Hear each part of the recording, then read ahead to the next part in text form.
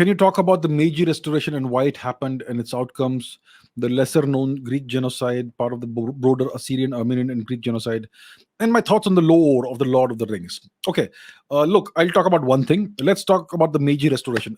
I have referred to the Meiji Restoration on occasion, but we've never really discussed in as a separate topic.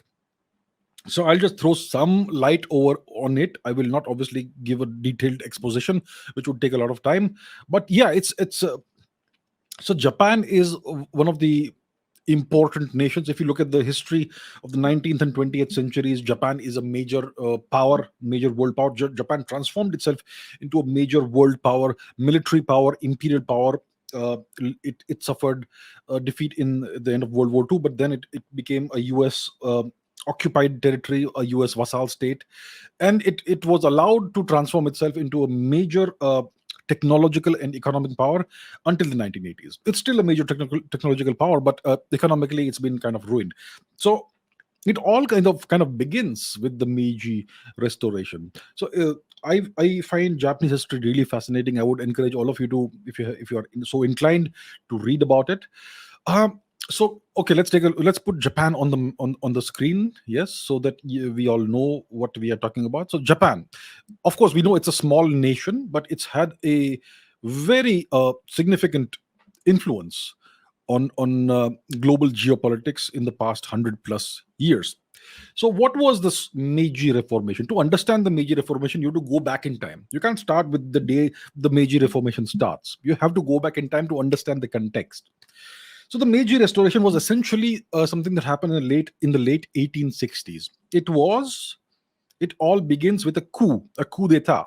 Yeah, it was the overthrow of the feudal Tokugawa shogunate. So what was the Tokugawa shogunate? So if you go back 1,000 years before today, um, Japan entered what you could say the era of the shogunates. Yeah, the shoguns were the see, Japanese society was divided into various classes, very similar to Indian society. I mean, Indian society historically was, if you look at what Megasthenes said, the Greek ambassador to India 2,500 years ago, he said Indian society was divided into seven classes. And of late, we think of Indian society as divided into four classes or castes or whatever you want to call it. That's how the British that's the nomenclature they imposed, caste system. The Japanese had a very similar thing. So you had the warrior class, you had the merchant class, you had the agricultural class, and so on. Yeah, and you also had the administrators and officials and all that. And that's the kind of society Japan had, essentially a fourfold division of society. So uh, so about 1,000 years ago, the samurai, the warriors, became very dominant in Japanese society, and they established what you could call it happened this way, that the shogunate system was established. The shogun was the greatest power. One person who is at the head of the entire nation. It is not the emperor. The emperor was just a nominal emperor for all this time. Yeah, the emperor was essentially a figurehead, but the real power lay in the hands of the shogun, who was the ruler of the samurai and the entire nation, more or less.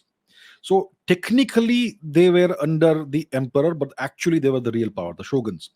So, Japan was under this system for beginning about 1,000 or so years ago. Obviously, if you go back in time, there's a whole different story in Japan. There's a significant influence of Indian culture in Japan, which syncretized itself with the indigenous Shinto traditions. So the Indian culture that came into Japan came via China, and it's mostly what you would call Buddhist culture. But obviously, it is not just Buddhist culture. You had all the various Hindu divinities in this. Yeah. Um, so um, and Shinto is more like Japanese Hinduism. It emerged and evolved completely independently in Japan, but it's extremely similar to Hinduism.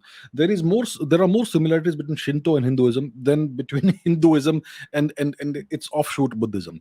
Anyhow, that's a different story. So beginning 1,000 years ago, we have the shogunate system, more or less, in Japan.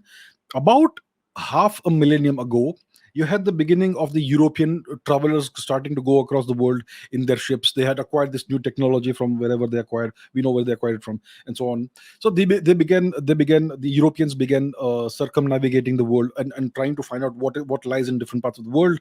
And in the 18th and 19th century, they began to establish their dominance in Asia. We know what the Europeans did to India. We don't need to repeat that. They also overran China to some extent. We had the Opium Wars and all that. And with the beginning of the European influence in this region, the Tokugawa shogunate essentially closed off the nation of Japan, to outside forces. So Japan was essentially in complete they adopted a policy of isolating Japan from external influences. So they refused to allow European ships to dock in Japanese ports. The Tokugawa shogunate, um, they had seen the influence that Christianity brought into Japan. They observed that Japanese citizens who became Christians turned anti-national. That's what they observe. That's what they write. Okay, it's not my opinion. That's what they've written. So they banned the entry of Europeans into Japan. If you read European histories of Japan of this era, they will say there was large scale persecution of Christians. Yeah, that's what they claim, and so on. So for a couple of 100 years, for about 2 centuries, Japan was isolated. Japan adopted a policy of isolationism from the world. Then in the 19th century, the Americans started coming to Japan, and they refused to go away when they were ordered by the Tokugawa shogunate. They came in big ships with powerful guns, cannons, and all that. And when the Tokugawa forces would tell them to go away, they would refuse, and they would come and dock, and they would and I don't know what was the name of the American admiral, some Perry, William Perry, or some Perry or something. He said that I will come back in 1 year, and you better give me a positive response, otherwise we can, we will not accept your policy of isolationism. We want to trade with Japan, and Japan had resources like coal, other things that the Americans wanted, the Europeans wanted. So the Europeans wanted to trade with Japan, and so so the Tokugawa policy of isolationism was not going to work forever. And that's why in the 1860s, 1867, 68 or so, there was an overthrow of the Tokugawa shogunate. It was a coup d'etat, and it was a bunch of people who did that. And they propped up the Meiji emperor, who was a teenager, a young boy, as the emperor of Japan, and the Tokugawa shogunate was overthrown. This is a coup d'etat. And obviously, it was not an easy process. There were rebellions. For some time, the certain sections of the samurai cooperated. Then they realized that the samurai are being essentially wiped out of existence. All their uh, power, all their privileges are going to disappear. So there were rebellions. Yeah. So this goes on for about 2 decades, 2 3 decades almost. Yeah, the rebellions and all that. Um, and the real power lay not with the Meiji emperor, but with his cabinet. That's where the real power lay. The Meiji emperor was essentially a figurehead. Uh, so even during the shogunate era, the emperor was a figurehead. Even during the Meiji restoration era, the emperor was more or less a figurehead. The real power lay with the cabinet. So then the shogunate was overthrown. The samurai rebelled. There were 2 or 3 rebellions of the samurai. These were eventually crushed, and a new kind of Japan was created, a constitutional uh, imperial state, uh, and the emphasis was uh, on importing Western outlook, Western technology. Yeah, but keeping some kind of balance, and preserving Japanese culture to some extent. Yeah. uh, and there was an attempt to stamp out Buddhism from Japan, which failed. But even today, as a consequence of that, the Japanese people now see Buddhism as an external religion, as something that came in from outside. Before that, it was not seen that way. So they attempted to stamp out Buddhism, that failed, but they brought in a very different outlook. They essentially, the samurai were crushed, and they no longer have any influence in Japanese society since then. Uh, and they adopted a very Western mindset. And from this point onwards, Japan becomes uh, an imperial power. So they very rapidly modernized. They very rapidly industrialized. They adopted universal education, which may not have been there before that. They adopted a system of conscription and a standing army, which became a very powerful army. Yeah. um, and the Japanese, in order to get the to gain respect in the eyes of the West, started a policy of imperialism and colonialism.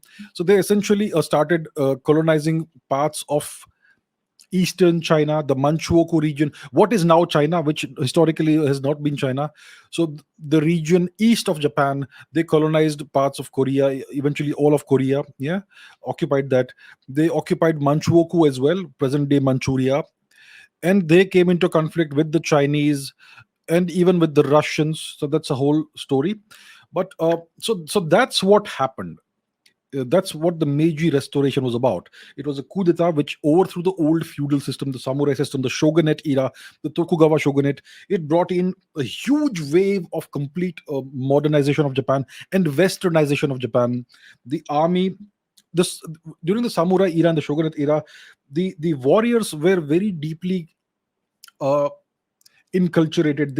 They had this system called bushido, which is the samurai code of honor. They were very honorable people. They had a very clear sense of ethics, what could be done, what could not be done. The samurai were for the longest time, eating meat was prohibited in Japan, and slaughter of cattle was prohibited in Japan. The samurai were great warriors, but they were mostly vegetarians. That's a strange thing. So all of that was thrown out of the window, and the new army that came into power was a very different force. It was a very westernized force. The influence of culture, of dharmic culture, of Shinto culture, all of that was taken out. Yeah, and the army was essentially a Western style modern professional army, which followed the orders of the superiors unquestioningly. Yeah, and that is something that led to the horrific atrocities that Japan later on went on to perpetrate uh, during its era of expansionism, imperial expansionism, and colonialism. Yeah, so that is essentially what the Meiji Restoration was, and the outcomes. So it transformed Japan within a couple of decades into an expansionist, colonialist, imperialist power that brought Japan respect in the eyes of the West. The Westerners said that, oh my goodness, look at that. Japan is behaving like a civilized nation, just like us. So maybe that's the kind of thing that they wanted. Uh, so yeah, so that's kind of what happened. That was what the Meiji Restoration was about, and its outcomes. I will not discuss the other things because that will take too much time. But it's yeah. So that's what the Meiji Restoration was about, and it totally transformed Japan. Eventually led to the defeat of Japan in World War II, and various other things as well. And what you see in Japan today is essentially a direct outcome of a process that was set in motion in the 1860s and 1870s, the Meiji Restoration.